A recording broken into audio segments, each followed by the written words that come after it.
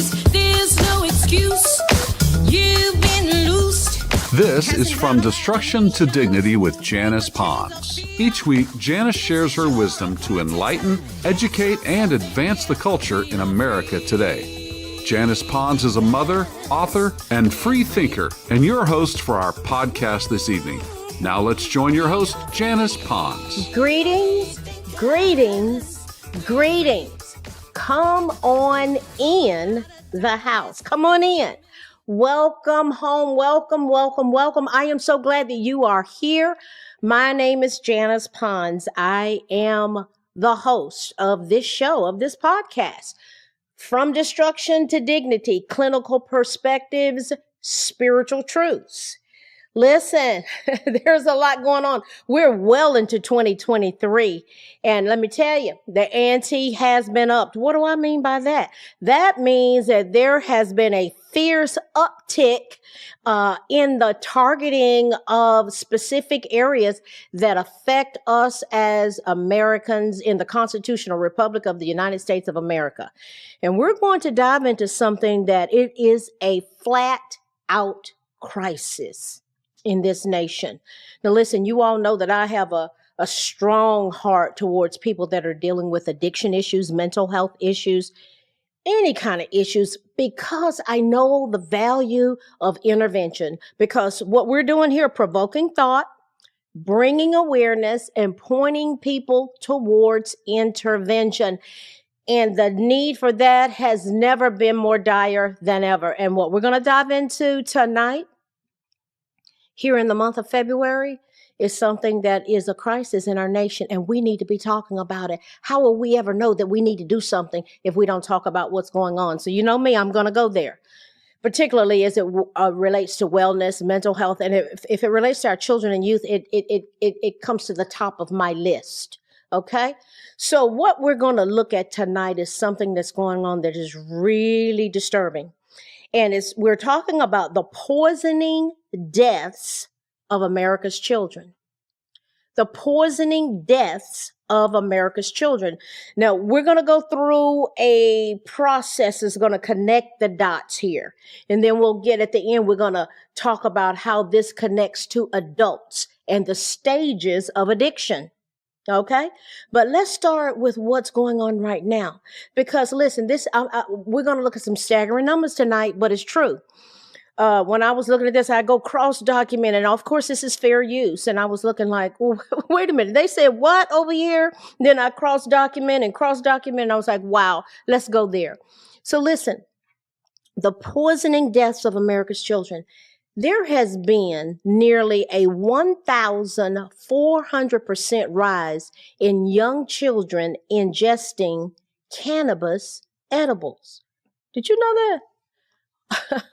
The number of young children unintentionally exposed to edible cannabis products in the United States of America has jumped by 1,375%. Let's round it up to 1,400 over a 5-year period. So this started in 2017, where this data was analyzed from the poison control centers across our nation here in the Constitutional Republic of the United States of America. So there was a jump of 1,375% over a 5-year period of time, according to an analysis of data of simply poison control centers, calls that they got, and had to make a decision about what did they need to do at that moment.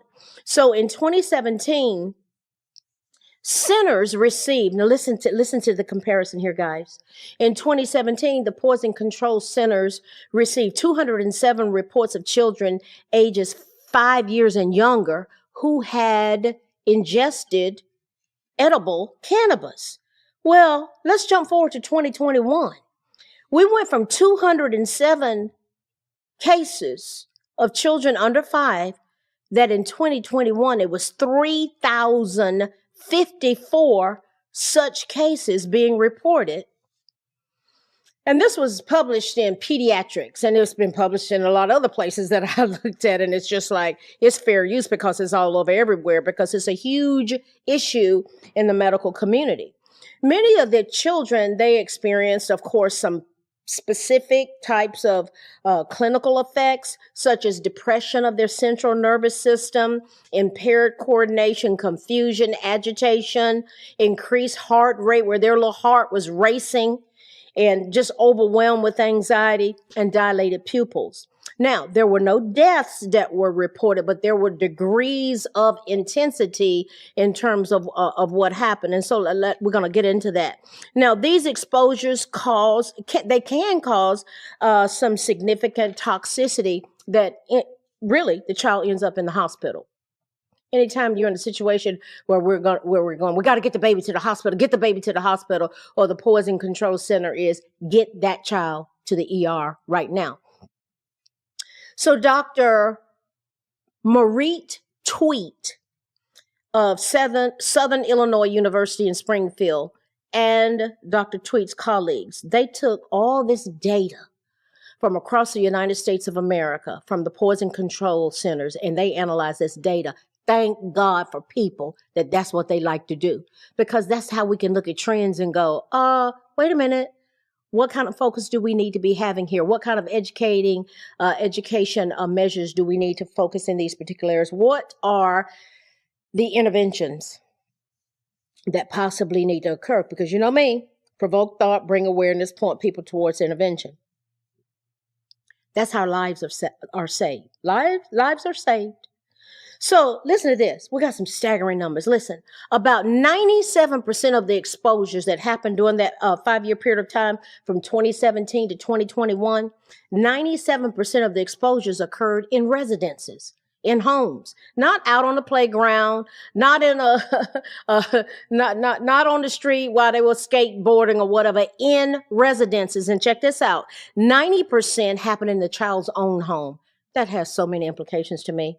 There's so many implications, so many dynamics that immediately come to my mind, that in 90% of the homes where this exposure occurred with these children under 5, all of a sudden they're dealing with poison control center being involved because they had ingested edible cannabis. 90% happen in their own home. And half of those cases involve 2 and 3-year-olds. Let that soak in. 97% were in homes. 90% the children were in their own homes. Half of them, 50% of them, half of the cases, they were 2 and 3 years old. I have a big heart towards children. You know, I worked as a teacher and school psychologist and a licensed clinician. I started off with children that went in an inpatient psychiatric unit because their lives were so out of control, usually because of what was perpetrated upon them or what was allowed in a home. And they became the target of the consequences of those environments that were created, that they ended up hospitalized. I love those kids. They taught me a lot. So, And thus is the case here, that environments have been created where this is what these children are dealing with. So 21 states have approved recreational marijuana, recreational cannabis for people that are 21 years and older. So they're grown. Okay, they're grown. Now, prior research has shown that calls to poison control centers and visits to emergency departments for pediatric cannabis consumption, they increased in certain states. Hint, hint, hint. What states were those? Well, they were in the states where it was legal. Recreational use was legal. So, during the 5-year period, 2017 to 2021, they identified 7,043 exposures to edible cannabis by children younger than age 6. That's a lot of children.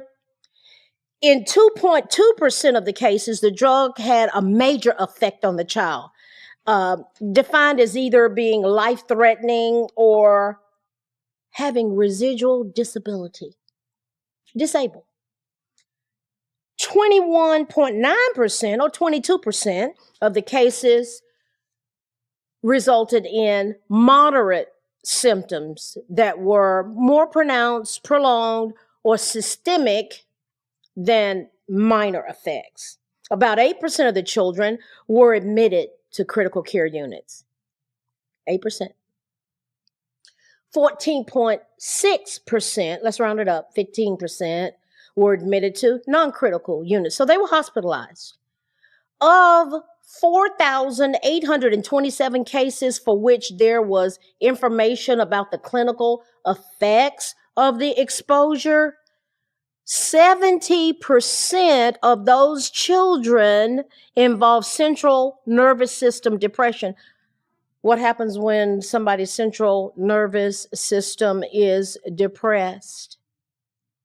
Your nervous system has to do with your movements, whether you're lethargic, whether you're alert, whether you're cognizant. It affects your cognition. It affects your orientation. It affects whether you're confused. It affects your whole functioning, your central nervous system. Well, it got depressed in 70% of them, including 1.9% where there was severe central nervous system effects. Patients also experience ataxia. Their balance was up. These little bitty kids, ataxia, just couldn't get it together, 7.4%. Agitation, we know what agitation is, 7.1%. Confusion, they're not oriented to person, place, time. They're just totally disconnected. Even can get delirious. 6.1%. Tremors, where they're just shaking uncontrollably, 2%, and seizures, 1.6%. You ever seen anybody have a seizure? I have. Other common symptoms included tachycardia, where their hearts are beating uncontrollably fast, 11.4%, and vomiting, 9.5%. Mydriasis, 5.9%, where they're dilated pupils, and respiratory depression, their breathing is slowed. Very depressed, slowed breathing, 3.1%. I'm framing some things here. So when the poison control center is confronted with this, and you have adults who say, "What are we gonna do with the baby? The baby's limp. The baby's heart's beating fast. The baby's just out of it. The baby's out of their mind. The baby's delirious." The 3-year-old, all of a sudden has a different presentation. What they do? What's the intervention? Intravenous fluids, once they get to the hospital, 20.7%. Needed that. Food or snacks, got to get food on their stomach, 10.3%. And oxygen therapy, they couldn't breathe adequately, 4%. Some had to have the medication naloxone, 1.4%, or charcoal because of what they had ingested. I mean, I used to deal with adolescents who had attempted suicide. They had taken an overdose of pills, charcoal, and what it does in absorbing and so forth and so on, 2.1% for these little bitty ones. The total number of children requiring intubation, where you got to put a tube down their mouth or their nose because they can't breathe, it has to go down into the trachea, where they require the intubation during that particular study. All this analysis was 35 children, or approximately 1 in 140. So that was rare, but it's important to know that we just need to be aware of the life-threatening sequelae, the overall scope, the sequelae leading up to all of this, what went on previously to lead up to what we're dealing with now, the sequelae, regarding this whole scenario. Where did it come from? Oh, well, you know, what do we know? What do we know? Toddlers, listen, they don't know, particularly if they haven't been taught. We educate them, got this stuff laying around. So this is tempting to them. Those edibles, they look like candy, chocolate, cookies. and all the baked goods. As far as they with the little kid in the cookie jar. You been in the cookies? Crumbs all over the mouth. They see it as that. So they don't recognize that a chocolate bar can contain up to 10 milligrams of tetrahydrocannabinol, THC, that's intended for adults. So all of a sudden, a 2 or 3-year-old's gotten a hold of it. And parents and adults are freaking out. Remember, 90% are those kids in their own home. 97% are in somebody's residence.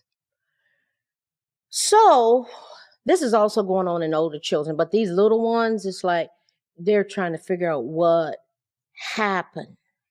So these cases have thrust us into a crisis. Now, basically, by and large, marijuana carries a low risk for a severe toxicity. When I was growing up in the 70s, if I recall correctly, marijuana had about 1 to 4% THC. They can get marijuana now that has 34, 32, 34% THC. What does that translate into? You don't know your name. It translates into delirium, confusion, heart racing, all these other things we've already talked about with these little bitty ones. Same thing happens in a lot of adults. I remember when they first came out with these edibles, this was a few years ago, a young man, good-looking young man, ate a cookie. It made him psychotic. He jumped off of a balcony and ended his life. So what's the inebriating point is that it leads to poor judgment. It's just a little weed. Well, it leads to poor judgment. High risk for falls. One of my credentials is being, this is all about education. This is not about me being a licensed clinician, but I am. And I am credentialed in the area of traumatic brain injuries. How many people are at the facility where I work as one of the team members that run that place? They have a TBI, traumatic brain injury, because they were high and fell and hit their head. They'll never be the same. It affects their speech. It affects their motor activity. It affects their cognition. It affects their behavior. Some people have more pronounced, based upon where the injury happened, it will affect either one of those more significantly than the others. And then some people have a global effect. Wow. High functioning people that all of a sudden brain is injured from falling. Also, occasionally there's a panic reaction in a novice user, smoking it, eating it for the first time, or unsuspecting children who accidentally ingest these products. So what's the answer?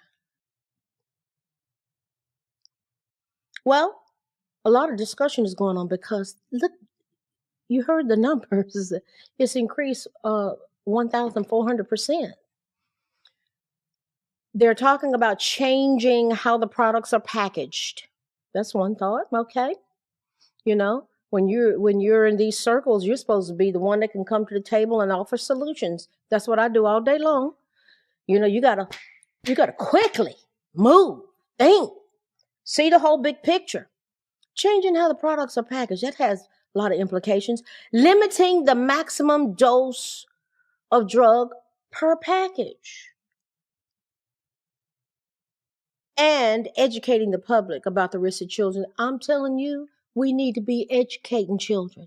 We need to be educating families. Why is this? Listen, I highly, respectfully encourage all ministers of the gospel to be talking about this in your churches. You might want to show them this video. You might want to share. You might want to share this. We're at a crisis. Maybe bringing knowledge to it could prevent a dire situation from unfolding. We could stop it. So educate. I'm really big on educating. That's what this podcast is about. Provoking thought, bringing awareness, pointing people towards intervention.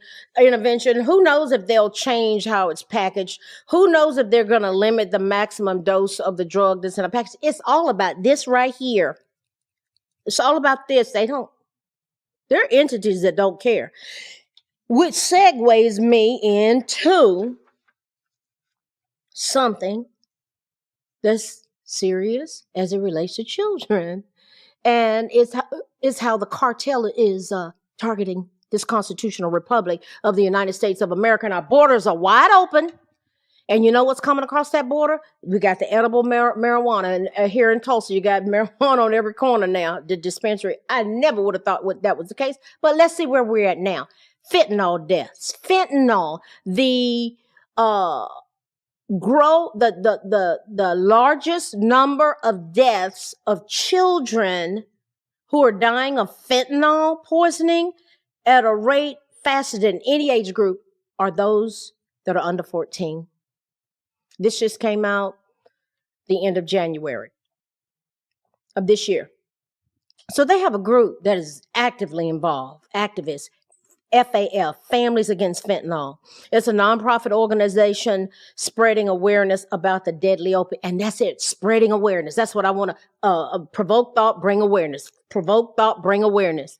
Point people towards intervention. I need to find out. I'm going to find out who I want to get with these folk here because they're spreading awareness. I am going to follow. Thank you, Lord. I will follow through with that. So between 2019 and 2021, listen what happened. Synthetic opiate facilities led by fentanyl poisonings among U.S. children under the ages of 14 increased faster than any other group. This is based upon the Families Against Fentanyl and the CDC, the Center for Disease Control and Prevention. Listen to this. Staggering. We need to be talking about this. Churches, pastors, prophets, evangelists, pastors, teachers, apostles. Y'all need to be talking about this with your congregations, with the people you have influence with. People are dropping dead.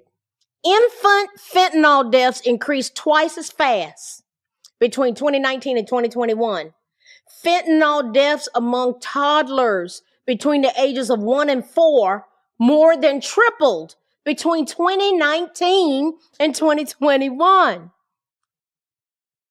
Children between the ages of 5 and 14, guess what happened? It quadrupled between 2019 and 2021. How are they getting it? Finding it on the carpet, going in people's purses. The stuff is not locked up. It gets on their hands. They rub their eyes. It gets in their mouth. This stuff is deadly. The fentanyl patch. They said they put stuff in their mouth. You know, kids put stuff in their mouth. Listen, I know somebody. I know. I can see her right now. Beautiful, left treatment. Her dad was using a fentanyl patch. She put it on her chest. She got it right on her. Dropped dead immediately. Fentanyl. I know of a case of a lady, she was stripping at a nursing home, stripping fentanyl patches off of all the old people and eating the patches. This stuff is serious. People making the illegal version of the synthetic drug can make it look like anything, including candy. Look at the picture. Look at the picture. That's rainbow fentanyl right there. That's rainbow. Does that look enticing to children? They just, I want some candy. But guess what? People don't know what they're getting when they're getting high. You got the rainbow fentanyl that's been mixed. They called it back in December, I think it was, of 2022. It was mixed in with Whoppers candy and Skittles. Yeah. And the person that was trying to get it through the TSA, where you're going through the airport, they took off running. But it's also mixed with cocaine and heroin. You do not know what you're getting today. You do not know what you're getting. 2 milligrams of fentanyl is about the size of a mosquito, and it will kill an adult. I'm telling you, I know of cases, case after case after case, they got that fentanyl, it got on them through a patch or whatever. But with these babies, what's happening is they're touching it. And you got grown folk that are just out because it depresses your breathing. They're just out, and these kids are just gaining access to it. So the CDC, listen to this, staggering numbers. Here's in our country. This is going on here. The CDC said more than 100,000 people died of a drug overdose in 2021. That's a lot of Americans. And more than 65,000 of those deaths were linked to fentanyl. Americans in this country between the ages of 25 and 44 accounted for 53.2% of the total number of fentanyl deaths in 2021. Fentanyl poisoning was still the leading cause of death of Americans between the ages of 18 and 45. Leading cause of death in the Constitutional Republic of the United States of America was fentanyl for those between 18 and 45 in 2021. And Americans ages 35 to 44 are more likely to die from fentanyl poisoning than any other age group. Where does this lead us? Drug rehab counselors are urging parents to talk to their children about drug use, the dangers and potentially deadly consequences. We need to be talking about these in our youth, talking about this in our youth groups. Yes, we need to be empowering them on who they are in Christ. We need to teach them that they are filled with the fullness of the Godhead bodily, and greater is He that is in you than he that is in the world. And we also need to teach them John 10:10, that the thief cometh not but for to steal, kill, and destroy. And Jesus said that I might have life and have it more abundantly. And so what will abundant life look like? Might it look like we educate them? Might it look like that we empower them with knowledge? Might it look like that we give them strategy, skills, and tools? And might it look like adults identifying where they are in the stages of addiction? The stages of addiction. So you see that visual there. And in a later podcast in this month, we're going to dissect that those stages of addiction. But I'm telling you, my God, help us, Father, help us. Listen, those stages of addiction that you see right there, you see that's a bell-shaped curve. It represents everybody in the Constitutional Republic of the United States of America that's dealing with addiction issues and their stages of addiction: early, middle, late, or mild, moderate, severe. If you're using, you're in one of those stages. You are. Look at it. It's laid out there. Because in early stages, it's recreational. See, we just messing around. But the thing about fentanyl, there's no such thing as recreational. People are taking their first hit, they're gone. And the babies are gone. They're just gone. So this kind of more or less, this as a licensed alcohol and drug counselor, this right here, I dissect my relapse prevention group. You have to locate where you are. I can't get you to where you need to go unless we can find out where you are. So if you know, I'm like, somebody, so what stage you in, sir? Early, middle, late stage? Yeah, I'm in early. Yeah, I'm just, I said, well, how much you drinking, baby? Because the first thing I want to know is frequency, intensity, duration. You see those words up there? Frequency. How often are you doing it? Intensity. How much? Are we talking about 3 beers a day or a 6-pack or 90 beers a day? So with fentanyl, this doesn't even apply really to fentanyl, because it's killing people right away, and these babies. So, but people that are using heroin and cocaine, I want to take them there. I want you to know where you are. Early stage addiction, where it's recreational. Middle stage, we're starting to have problems, having legal problems. Relationships are affected. Oh, you're not getting to work on time now? Because the middle stage issues start coming up, because you know what? You're driven by addictive thinking, which equals addictive behavior, which equals insanity. You're doing the same thing over and over again, expecting different results. And late stages, where it's dependence. You have to have it to feel normal. And pretty much because of that, people absolutely have to go through a medically supervised detox. This stuff is going to kill. I am passionate about it. Addiction is taking out my family. I had one brother that died from heroin. Yes, that's opiates. And he didn't know what was going on. Then others died from alcohol and other drugs that were going on. It was just everywhere. And it's everywhere now. We've got to talk about this stuff. This stuff is getting to our babies now. And so you got 2- and 3-year-olds, and then 90% of the homes this is where the edible marijuana is going on. And now the fentanyl. Listen, the devil's crazy. And his time is running out. His time's running out. So Jesus said that the thief cometh not but for to steal, kill, and destroy. But I have come that you might have life and have it more abundantly. So right now, Father God, in the name of the Lord Jesus Christ, I pray for every citizen, every home, every church, every place that calls himself a church in the Constitutional Republic of the United States of America. And I pray that people will be shaken at their core of this crisis that we're in and how we have to intervene. And we need to have these tough conversations. And we need to be educating our 2, 3, 4-year-olds. We need to be talking about to our youth. We need to talk to families because whom the Son sets free is free indeed. And it looks like something. So we have to have strategies, skills, tools for wellness and recovery. We have to have these conversations. We need to go there. We got to save our babies. God bless you. Think. Send this out. Share it. We've got people to say. The enemy's crazy. His time's running out. But we can do something. God bless you. Y'all know I care. Let's go there. Good night. Thanks for listening to this week's episode of From Destruction to Dignity with Janice Ponds. Janice's mission is to provoke thought, bring awareness, and point people towards intervention when needed. As a reminder, this show is not therapy, but for educational purposes only. For more information, check out janiceponds.com or follow her on social media. Education, affirmation, dedication.